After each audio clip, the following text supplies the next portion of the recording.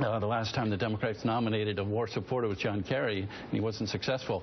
In 08 and in 12, Barack Obama opposed the war. So my point is there should be, for the American people, a difference of opinion, a choice, rather than someone that's going to be just like the Republicans when we talk about world affairs. Mike Barnicle?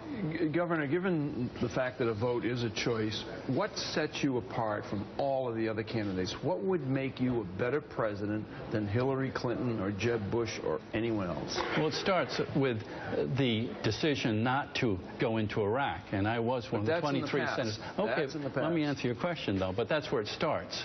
And a lot, as Mika said, a lot of senators weren't doing their homework, weren't looking at the evidence, were there weapons of mass destruction, asking the right questions. I went to the CIA, I asked for everything they had, and I wasn't convinced there were weapons of mass destruction. So it starts there, and then where we're going in the world. And I would say, as General Petraeus said, as they invaded Iraq in 2003, tell me how this ends.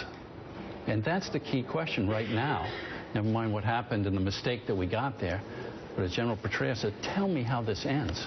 And I think we should wage peace, as I say, and I put out a 10-point program of how we do that and improve relations around the world and try and de-escalate this war. And then dedicate those resources back home: education, health care, infrastructure, all those good things we could be doing, rather than this quagmire that seems to go on forever. Endless war. And some will say, Republicans and Senator Clinton, Secretary Clinton would say, yes, it is an endless war.